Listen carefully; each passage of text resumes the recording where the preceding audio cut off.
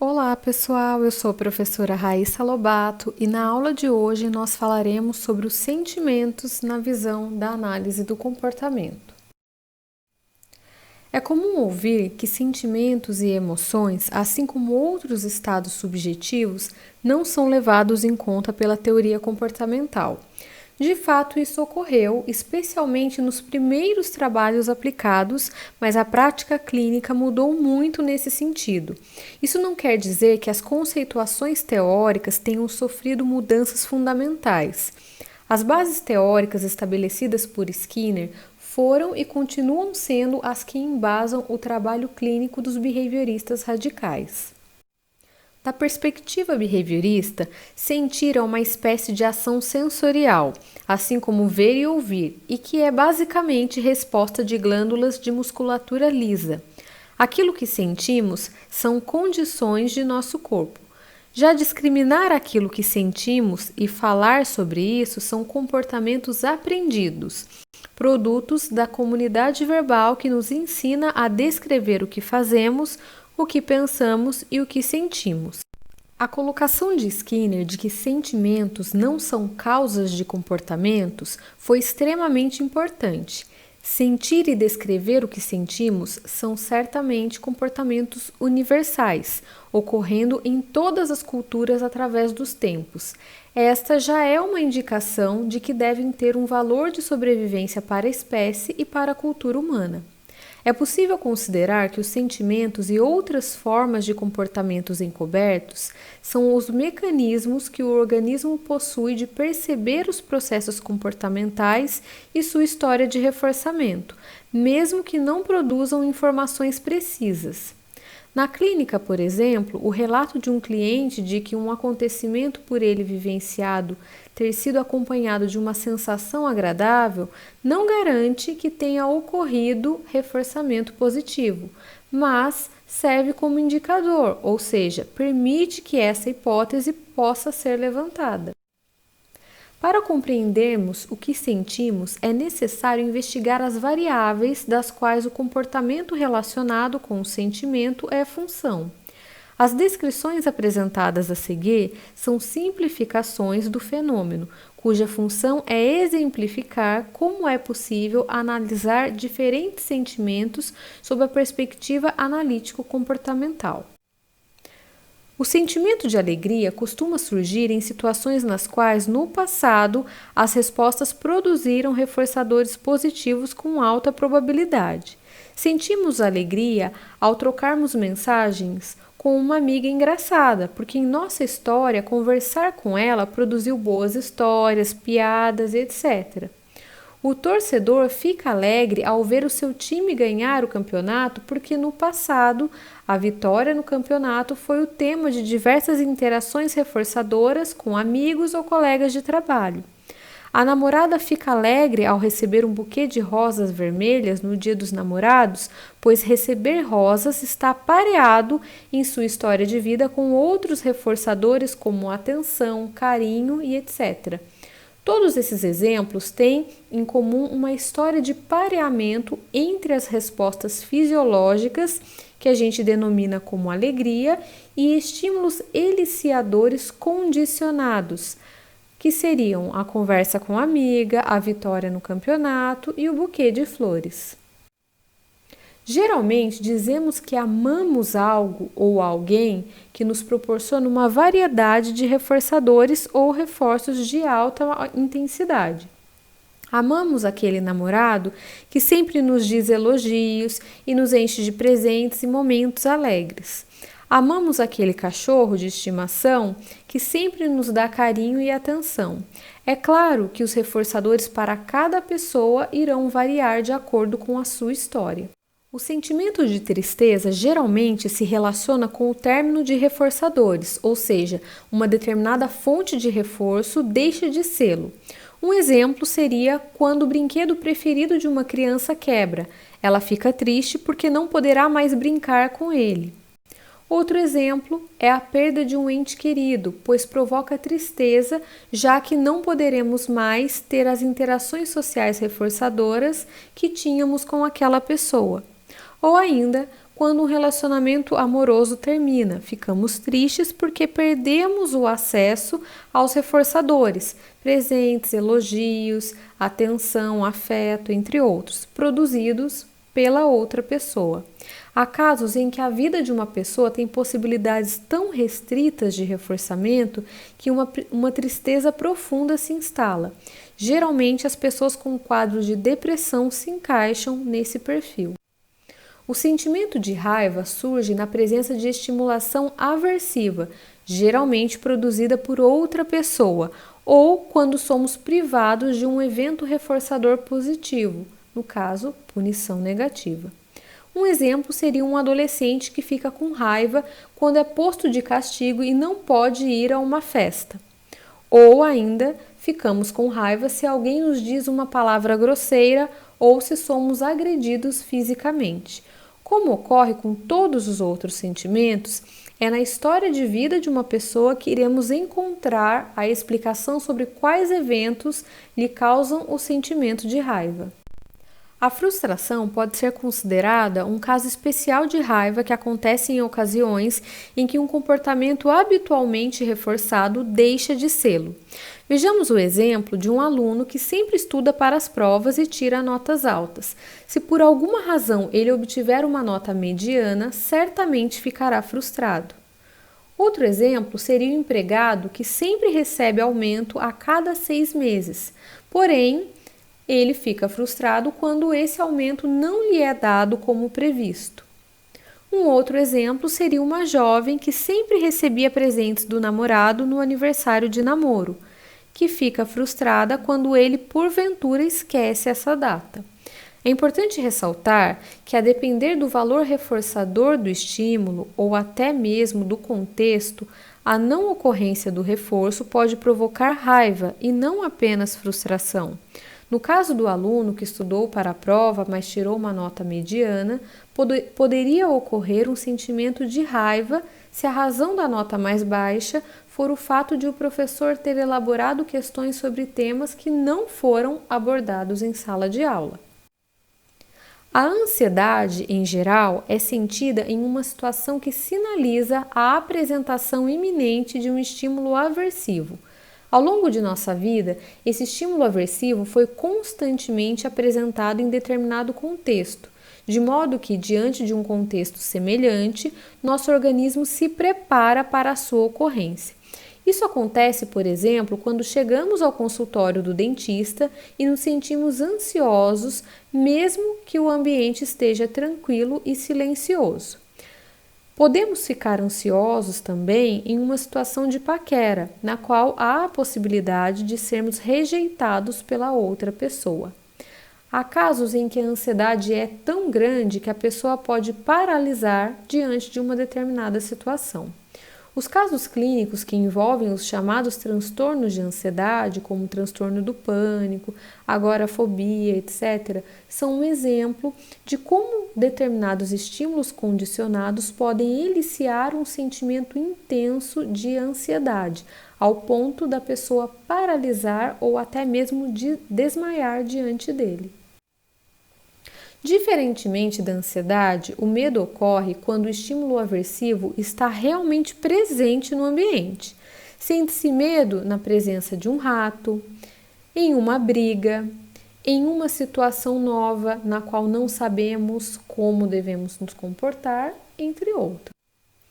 Vale ressaltar que, embora essas descrições das relações comportamentais que produzem cada sentimento costumem ser corretas, não são descrições precisas. O modo como relatamos sentimentos é sempre impreciso, pois aprendemos a fazê-lo do ponto de vista de outra pessoa, além que as diferentes histórias individuais produzem diferentes controles do comportamento e dos sentimentos. Em sua obra intitulada Sobre o Behaviorismo, Skinner descreveu vários sentimentos que ocorrem de forma associada a processos comportamentais. Os exemplos apresentados mostram que as condições corporais correlatas, que podem ser sentidas ou observadas introspectivamente, não são as causas dos estados ou das mudanças de probabilidade. Mas, para os psicólogos clínicos, os exemplos são úteis na forma inversa, isto é, interessa analisar como é que as condições sentidas podem indicar os processos comportamentais relevantes. Alguns exemplos. A sensação de confiança ocorre quando certo ato é quase sempre reforçado. A fé é suscitada também por reforço frequente. O reforço frequente também origina e mantém o interesse por aquilo que a pessoa está fazendo.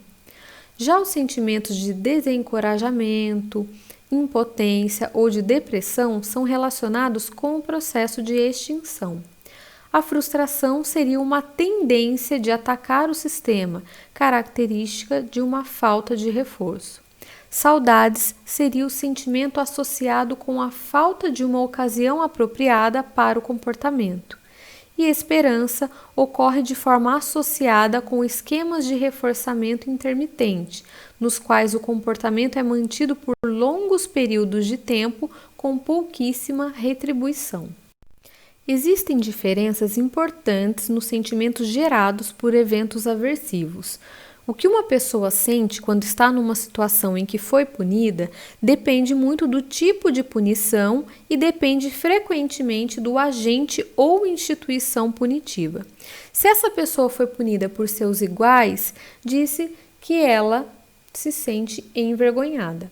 Já se ela foi punida por uma instituição religiosa, é comum dizer que ela se sente pecadora. E se ela foi punida por um órgão do governo, é comum falar que ela se sente culpada. Em todos esses exemplos, Skinner criticou o papel causal dos sentimentos, mas ele absolutamente não nega a sua existência. Ele considera os sentimentos também como comportamentos, apesar de encobertos, isto é, não observáveis por outras pessoas. E como comportamentos, para poder entender os sentimentos, devemos analisar as contingências das quais eles são função. Apesar das críticas feitas, Skinner afirma que existem muitas razões para as pessoas falarem sobre seus sentimentos. O que elas dizem dão dicas quanto ao comportamento passado e às condições que o afetaram, ao comportamento presente e às condições que o afetam e às condições relacionadas com o comportamento futuro. Skinner ainda pontua que o autoconhecimento tem um valor especial para o próprio indivíduo, pois a pessoa que está mais consciente de si mesma pelas perguntas que lhe fizeram, ela está possivelmente numa melhor posição para predizer e controlar o seu próprio comportamento. A importância de entrar em contato com os sentimentos e de expressá-los é muito vivenciada pelos terapeutas. O cliente vem buscar terapia quando está experimentando sensações, sentimentos de incômodo ou desconforto, ou seja, são os sentimentos que levam uma pessoa a buscar ajuda. Mas o cliente frequentemente não sabe descrever com clareza o que ele sente e quais são suas sensações, que não são sentidas de maneira precisa, elas apenas são sentidas de forma difusa. Ao não saber como descrever e nomear, essa pessoa não sabe o que fazer com esses sentimentos. Ela não sabe analisar as contingências que estão envolvidas e não as utilizando, portanto, para a previsão e controle de seu próprio comportamento. Quando o cliente consegue identificar as relações entre os comportamentos abertos e os encobertos, ele consegue perceber de quais variáveis eles são função. E com isso, ele estará mais apto a modificar o seu comportamento e ampliar o seu repertório. A falta de contato com as variáveis controladoras deve-se frequentemente à esquiva do cliente das situações que podem provocar a expressão de afeto. Essas situações podem ser bastante aversivas, isto é, uma provável decorrência das punições recebidas durante o processo de socialização, quando os sentimentos e emoções da criança eram expressos. A punição poderia ser explícita, como, por exemplo, através de repreensões ou agressões físicas, ou implícitas, com o levantar de sobrancelhas, o franzir de testa e outras expressões de desagrado. É como se os adultos educassem as crianças para seguirem regras, não para sentirem, isto é, para não estarem em contato com as contingências. Seguir significa não fugir aos padrões sociais, ao que é considerado, entre aspas, adequado. Além dessa punição, a criança observava o modelo dos adultos à sua volta, que não expressavam o que sentiam. Pelo contrário, muitos lhe comunicavam que o sentimento é sinônimo de fraqueza, ou falavam algo do tipo: homem não chora, engole esse choro, e entre outros. Quanto ao manejo dos sentimentos e emoções no processo clínico, o objetivo principal do terapeuta é o de ajudar seus clientes a entrarem em contato com as variáveis controladoras de seus comportamentos, o que inclui perceber seus sentimentos. Para isto, é necessário que, como terapeuta, ele observe indícios de que seu cliente possa estar evitando sentir ou expor seus sentimentos. Quando isso ocorre, ele pode retomar os estímulos dos quais seu cliente parece estar se esquivando ou encorajá-lo a expressar seus afetos e as lembranças difíceis. Algumas coisas podem ser ditas aos clientes para encorajá-los a expressar aquilo que sentem. Por exemplo, que sentimentos não são certos ou errados, eles simplesmente existem. Tenta-se desta forma diminuir a culpa ou a vergonha por experimentar um sentimento que ele julga tão errado. Seria dito também que sentimentos fazem parte da condição humana, reconhecê-los e aceitá-los fazem parte de um autoconhecimento. Podemos também informar aos nossos clientes que seus sentimentos nem sempre determinam suas ações. Muitos temem que, se permitirem a expressão de sentimentos destrutivos, acabarão agindo destrutivamente. Pode-se dizer também que é possível para ele não agir sempre de acordo com os seus sentimentos. Dependendo do contexto, existe também o recurso de mostrar que as emoções não são imutáveis. Quando o contexto em que elas ocorrem muda, a emoção também deixa de ser a mesma. O papel do terapeuta vai além de facilitar a ocorrência de emoções. Ele deve responder aos sentimentos expressos no momento adequado. Momento adequado pode ser entendido como aquele em que a probabilidade do cliente escutar e continuar a análise é grande.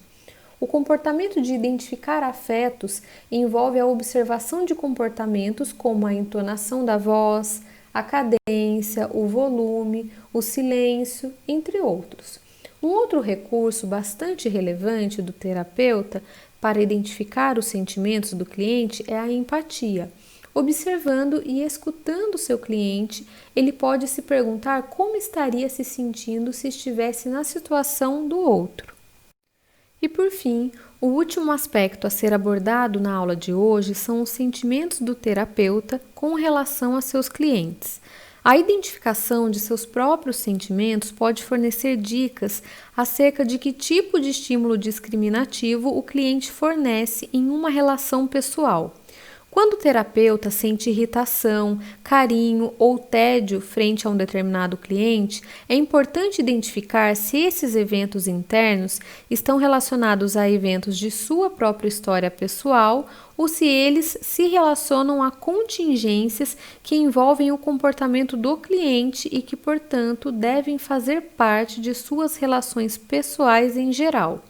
Neste caso, podem ser entendidos como uma amostra de seu comportamento fora da sessão terapêutica e o terapeuta pode, inclusive, mostrar isso a seu cliente. A aula de hoje teve 2 referências bibliográficas. O livro Sobre o Comportamento e Cognição, volume 2, capítulo 21, organizado por Delite, e o livro Fundamentos de Psicologia, Temas Clássicos da Psicologia sob a ótica da análise do comportamento, página 94 a 97, organizado por Hübner e Moreira. Obrigada por ter assistido à aula de hoje.